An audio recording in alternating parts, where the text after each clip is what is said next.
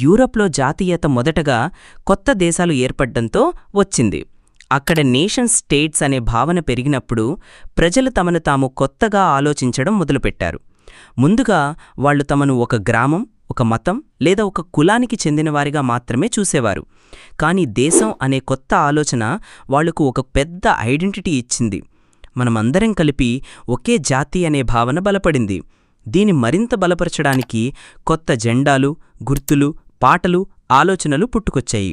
ఈ మార్పు ఒక్కరోజులో జరగలేదు, కానీ కొద్ది కొద్దిగా చాలా దేశాల్లో ఐక్యత పెరిగింది. ఇదే సమయంలో భారత్లో కూడా జాతీయత పెరుగుతున్నా అది యూరప్లోలాగా దేశాల ఏర్పాటుతో కాదు.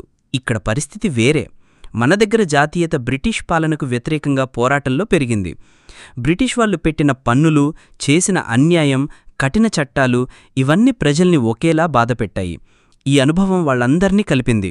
అంటే యూరప్లో ఐక్యత కొత్త దేశాల వల్ల వచ్చి ఉంటే భారత్లో అది అణచివేత అనుభవం వల్ల వచ్చింది.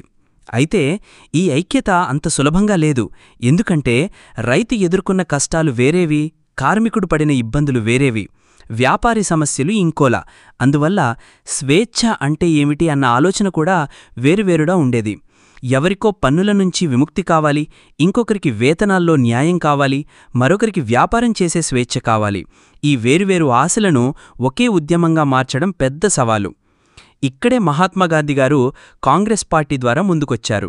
ఆయన ఈ వర్గాలన్నింటినీ కలిపి ఒకే జాతీయ ఉద్యమం చేయాలని ప్రయత్నించారు. రైతు, కార్మికుడు, వ్యాపారి, విద్యార్థి అందరినీ ఒకే దారిలో నడిపేందుకు కృషి చేశారు. ఇది సులభం కాకపోయినా ఆయన నాయకత్వం వల్ల క్రమంగా ఐక్యత పెరిగింది. మధ్యలో విభేదాలు వచ్చినా ఉద్యమం బలపడుతూ ముందుకు సాగింది. ఇంతవరకు మనం 20వ శతాబ్దం మొదటి దశాబ్దం వరకు జరిగిన విషయాలు చదివాము. అది జాతీయత మొదటి దశ. ఇప్పుడు ఈ అధ్యాయం నుండి కథ 1920ల కాలానికి వస్తుంది. ఈ సమయంలో ఉద్యమం మరింత పెద్దదిగా మారింది. ముఖ్యంగా అసహకార ఉద్యమం, సివిల్ డిజోబీడియన్స్ ఉద్యమం వంటి పోరాటాలు జాతీయ ఉద్యమాన్ని కొత్త దశకు తీసుకెళ్లాయి. ఈ ఉద్యమాల ద్వారా కాంగ్రెస్ జాతీయతను మరింత బలంగా వ్యాప్తి చేసింది. ఇక ఈ అధ్యాయంలో మనం ఈ ఉద్యమాలను, వాటిలో వేరువేరు వర్గాలు ఎలా పాల్గొన్నాయి, ప్రజల ఊహల్లో జాతీయత ఎలా బలపడింది అన్నది తెలుసుకుంటాం. ఇలానే యూరప్లో ప్రారంభమైన ఆలోచన భారత్లో వేరే రూపంలో ఎలా వెలిసిందో మనం స్పష్టంగా చూడవచ్చు.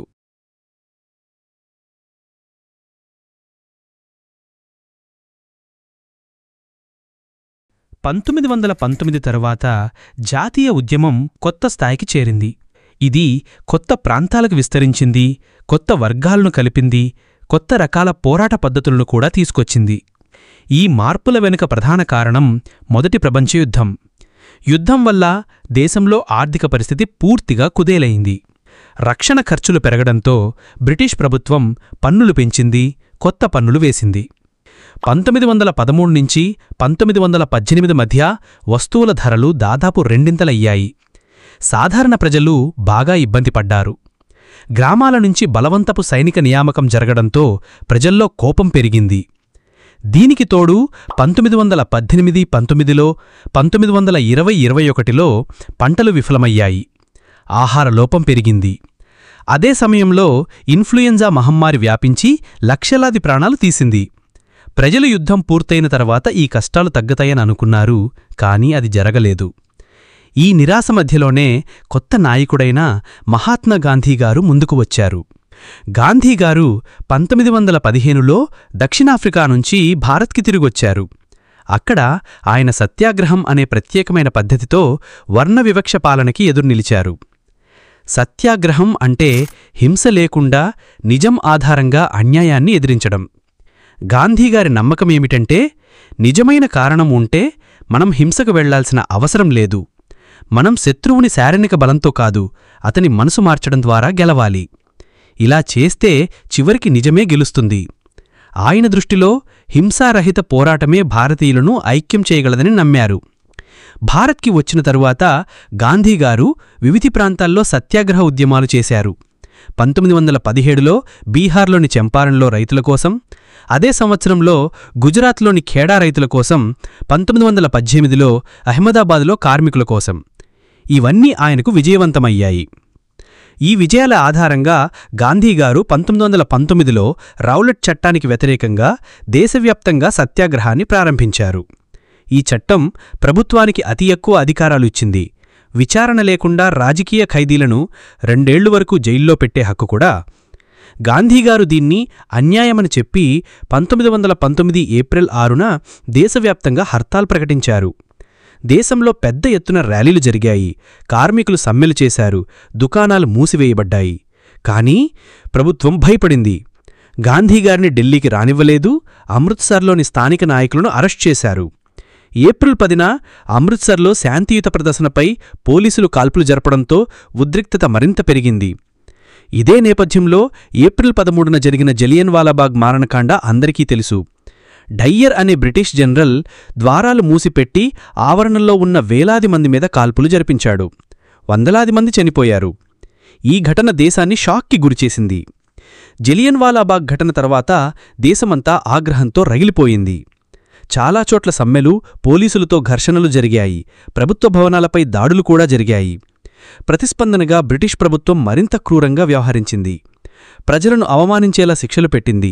వీధుల్లో మొగ్గు పెట్టి నడిపించడం, సాహిబ్లకు సలాం చేయమని బలవంతం చేయడం, కొరడాలతో కొట్టడం, పంజాబ్లోని కొన్ని గ్రామాలను బాంబులు వేయడం. హింస ఎక్కువవుతుందని చూసి గాంధీగారు ఈ ఉద్యమాన్ని వెనక్కు తీసుకున్నారు. అయినా ఈ రౌలట్ సత్యాగ్రహం దేశవ్యాప్తంగా జాతీయ ఉద్యమం ఎలా వ్యాపించగలదో చూపించింది. ఇక్కడ గాంధీగారు ఒక ముఖ్యమైన విషయం గమనించారు. దేశాన్ని నిజంగా ఐక్యం చేయాలంటే హిందువులు, ముస్లింలు కలిసి రావాలి. అదే సమయంలో ఖిలాఫత్ సమస్య ముందుకు వచ్చింది. మొదటి ప్రపంచ యుద్ధంలో టర్కీ ఓడిపోయింది. ముస్లింల ఆధ్యాత్మిక నాయకుడైన ఖలీఫాపై కఠినమైన ఒప్పందం కుదురుతుందని వార్తలు వచ్చాయి. దీని వ్యతిరేకంగా బాంబేలో ఖిలాఫత్ కమిటీ ఏర్పడింది. ముస్లిం నాయకులు మహమ్మద్ అలీ, షౌకత్ అలీ వంటివారు గాంధీగారితో కలిసి పనిచేయడం మొదలుపెట్టారు. గాంధీగారు దీన్ని ముస్లింలను జాతీయ ఉద్యమంలో కలపడానికి ఒక అవకాశంగా చూశారు. 1920లో జరిగిన కాంగ్రెస్ సమావేశంలో ఆయన నాయకులను ఒప్పించి ఖిలాఫత్ ఉద్యమానికి మద్దతుగా అసహకార ఉద్యమం ప్రారంభించాలని తీర్మానం చేయించారు. అసహకారం వెనుక ఉన్న ఆలోచన గాంధీగారు హింద్ స్వరాజ్ అనే పుస్తకంలోనే చెప్పారు. ఆయన మాటలో, బ్రిటిష్ పాలన మన సహకారంతోనే నిలబడి ఉంది. మనం సహకరించడం ఆపేస్తే వారి పాలన ఏడాదిలో కూలిపోతుంది. కాబట్టి మొదట మనం వాళ్ళిచ్చిన బిరుదులను తిరిగి ఇవ్వాలి. తరువాత ప్రభుత్వ ఉద్యోగాలు, పాఠశాలలు, న్యాయస్థానాలు, విదేశీ వస్తువులను బహిష్కరించాలి. ప్రభుత్వం హింసాత్మకంగా స్పందిస్తే చివరికి సివిల్ డిజబీడియన్స్ వరకు వెళ్లాలి. 1920లో గాంధీగారు, షౌకత్ అలీ కలిసి దేశమంతా తిరిగి ప్రజల మద్దతు కూడగట్టారు. అయితే కాంగ్రెస్ లోపల కొంతమంది దీనికి వ్యతిరేకంగా ఉన్నారు. నవంబర్ 1920లో జరగబోయే కౌన్సిల్ ఎన్నికలను బహిష్కరించకూడదని, ఉద్యమం హింసాత్మకమయ్యే ప్రమాదం ఉందని వారు భయపడ్డారు. సెప్టెంబర్ నుంచి డిసెంబర్ వరకు కాంగ్రెస్ లోపల పెద్ద చర్చ జరిగింది. చివరికి నాగ్పూర్ సమావేశంలో రాజీకి వచ్చి అసహకార ఉద్యమం అధికారికంగా ఆమోదించబడింది. ఇక ప్రశ్న, ఈ ఉద్యమం ఎలా సాగింది? ఎవరు ఇందులో పాల్గొన్నారు? వేరువేరు వర్గాలు అసహకారాన్ని ఎలా అర్థం చేసుకున్నాయి అనేవి మనం తదుపరి చూస్తాం. 1921 జనవరిలో ఖిలాఫత్ ఉద్యమం ప్రారంభమైంది. ఈ ఉద్యమంలో వేర్వేరు సామాజిక వర్గాలు పాల్గొన్నారు. ప్రతి వర్గానికి తమ ప్రత్యేక ఆశలు ఉండేవి. అందరూ స్వరాజ్ కోసం ముందుకు వచ్చారు. కాని స్వరాజ్ అంటే ప్రతి ఒక్కరికీ వేర్వేరు అర్థం. మొదట నగరాల్లో మధ్యవర్గం పెద్దగా ముందుకు వచ్చింది. వేలాది మంది విద్యార్థులు ప్రభుత్వ పాఠశాలలు, కళాశాలలను వదిలేశారు. హెడ్మాస్టర్లు, టీచర్లు రాజీనామా చేశారు. న్యాయవాదులు తమ ప్రాక్టీసులు వదిలేశారు. ఎక్కువ ప్రాంతాల్లో కౌన్సిల్ ఎన్నికలను బహిష్కరించారు. మద్రాసులో మాత్రం నాన్ బ్రాహ్మణుల పార్టీ ఎన్నికల్లో పాల్గొనడం ద్వారా కొంత అధికారాన్ని పొందగలదని అనుకుంది. ఎందుకంటే సాధారణంగా అధికారంలో బ్రాహ్మణులకు మాత్రమే అవకాశాలు ఉండేవి. ఆర్థికంగా ప్రభావం స్పష్టంగా కనిపించింది. విదేశీ వస్తువులను బహిష్కరించారు. మద్యము దుకాణాలను పికెట్ చేశారు. విదేశీ వస్త్రాలను పెద్దగా దహనం చేశారు. 1921-22 మధ్య విదేశీ వస్తువుల దిగుమతి సగం తగ్గిపోయింది. రూపాయల 102 కోట్ల నుంచి 57 కోట్లకు పడిపోయింది. వ్యాపారులు విదేశీ వస్తువులను అమ్మడం మానేశారు. విదేశీ వాణిజ్యంలో పాల్గొవడం కూడా తగ్గింది. ప్రజలు విదేశీ వస్త్రాలను విస్మరించి కేవలం భారతీయ వస్త్రాలే ధరించడం మొదలుపెట్టడంతో దేశీయ తోటముడు, హ్యాండ్లూమ్ ఉత్పత్తులు పెరిగాయి. కాని నగరాల్లో ఈ ఉద్యమం కొద్దిగా నెమ్మదిగా తగ్గింది. ఖాదీ వస్త్రాలు మిల్ల వస్త్రాలతో పోలిస్తే ఎక్కువ ఖర్చుతో ఉండటంతో పేద ప్రజలు దీన్ని కొనలేకపోయారు. బ్రిటిష్ సంస్థలను బహిష్కరించడం కూడా సమస్య. ఉద్యమం విజయవంతం కావాలంటే ప్రత్యామ్నాయ భారతీయ సంస్థలను వేగంగా ఏర్పాటు చెయ్యాలి. కాని అవి నెమ్మదిగా మాత్రమే వచ్చాయి. ఫలితంగా విద్యార్థులు, ఉపాధ్యాయులు కొద్దికొద్దిగా ప్రభుత్వ పాఠశాలలకు తిరిగి వెళ్లారు. న్యాయవాదులు కోర్టులో తిరిగి చేరారు.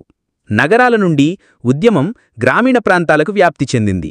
రైతులు, ఆదివాసీల స్ట్రగుల్స్ కూడా ఉద్యమంలోకి చేరాయి. అవధ్లో బాబా రామచంద్ర అనే సన్యాసి నాయకత్వం వహించారు. రైతులు తాలూకదార్ల భూమాలికల నుండి అధిక రెంట్లు మరియు అనేక ఇతర ఛార్జీల వల్ల ఇబ్బంది పడ్డారు. వారు బేగర్ చేసి భూమ్మీద హక్కులు లేకుండా అన్యాయంగా పనిచేయాల్సి వచ్చింది. రైతుల ఉద్యమం రెవెన్యూ తగ్గించడం, బేగర్ రద్దు మరియు దౌర్జన్య భూమాలికలను సామాజికంగా బహిష్కరించడం వంటి అభ్యర్థనలతో సాగింది. పంచాయతీల ద్వారా స్థానికంగా నాయ్ ధోబీ బందులు కూడా జరిగాయి. భూమాలికల సేవలను నిలిపివేయడానికి 1920 జూన్లో జవహర్లాల్ నెహ్రూ గ్రామాల చుట్టూ తిరిగి ప్రజల సమస్యలు తెలుసుకోవడానికి ప్రయత్నించారు. అక్టోబరుకొచ్చేసరికి అవధ్ కిసాన్ సభను ఏర్పాటు చేశారు.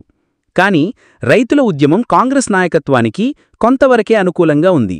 1921లో ఉద్యమం విస్తరించగా తాలూకదార్ల మరియు వ్యాపారుల ఇళ్లపై దాడులు, బజార్ల దోపిడీ, ధాన్య నిల్వల స్వాధీనం జరిగాయి.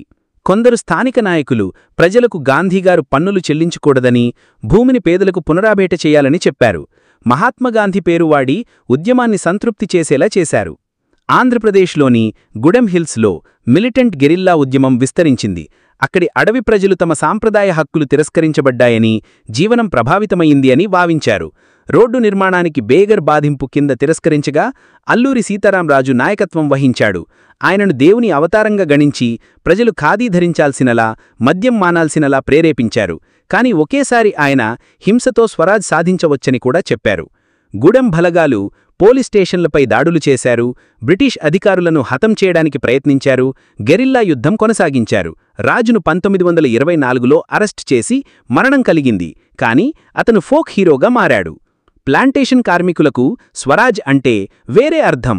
అస్సాంలోని చాయ్ తోటల్లో వారు బయటకు స్వేచ్ఛగా వెళ్లే హక్కును, స్వగ్రామంతో లింక్ కొనసాగించే హక్కును కోరారు. 1859లో వచ్చిన ఇన్లాండ్ ఎమిగ్రేషన్ చట్టం వల్ల వారు తోటలను అనుమతి లేకుండా వెదలివేరు. ఉద్యమం గురించి విన్నప్పుడు వేలాది మంది కార్మికులు అధికారులను విస్మరించి స్వగ్రామాలకు వెళ్లడానికి బయల్దేరారు. కాని రైల్వే నౌకల సమ్మె కారణంగా వారు పరిగణలోకి రాకుండానే పోలీసులు వారిని పట్టుకుని బలవంతంగా కొట్టారు. ఈ ఉద్యమాల విజన్లు కేవలం కాంగ్రెస్ ప్రోగ్రాం ద్వారా నిర్ణయించబడలేదు. ప్రతి వర్గం స్వరాజ్ను తమ సొంత విధంగా అర్థం చేసుకుంది. సమస్యల నుంచి విముక్తి సాధించదని ఊహించింది. అయినా ట్రైబల్స్ గాంధీగారి పేరుతో నినాదాలు వేస్తూ స్వతంత్ర భారత్ కోసం ప్రదర్శనలు చేసినప్పుడు వారు దేశవ్యాప్తంగా జరుగుతున్న ఉద్యమంతో భావోద్వేగంగా సంబంధం పెట్టుకున్నారు. మహాత్మాగాంధీ పేరుతో ఉద్యమం కొనసాగిస్తూ వారు తమ స్థానికాన్ని మించిపోయిన జాతీయ ఉద్యమంలో ఒక భాగంగా గుర్తించారు. ఈడియూ వీడియోస్ రెగ్యులర్గా కావాలంటే మా ఛానల్కి సబ్స్క్రైబ్ చేయండి. ఈ వీడియోకి 100 లైక్స్ టార్గెట్ పూర్తి చేస్తారని నమ్మకం ఉంది. సరే, బై స్టూడెంట్స్, నెక్స్ట్ వీడియోలో కలుద్దాం.